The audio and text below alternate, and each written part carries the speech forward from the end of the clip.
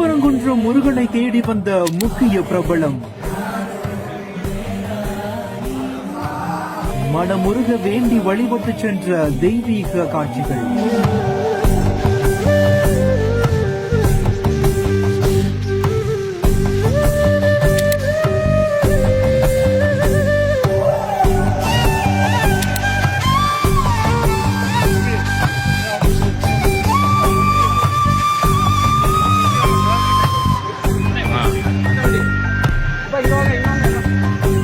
திருப்பரங்குன்றம் அருள்மிகு சுப்பிரமணிய சுவாமி திருக்கோவிலுக்கு சாமி தரிசனம் செய்யறதுக்காக தமிழ்நாடு முதலமைச்சரான மு.க. ஸ்டாலின் மனைவி திருமதி துர்கா ஸ்டாலின் வருகை தந்திருக்காங்க. தூத்துக்குடியில இருந்து கார்ல பயணம் செய்து வந்த துர்கா ஸ்டாலின திருக்கோவில் நிர்வாகம் சார்பா செயல் அலுவலர் சூரிய நாராயணன், அறங்காவலர் குழு தலைவர் சத்யபிரியா மற்றும் கோவில் ஆஸ்தான பட்டர்கள் வரவேற்றிருக்காங்க.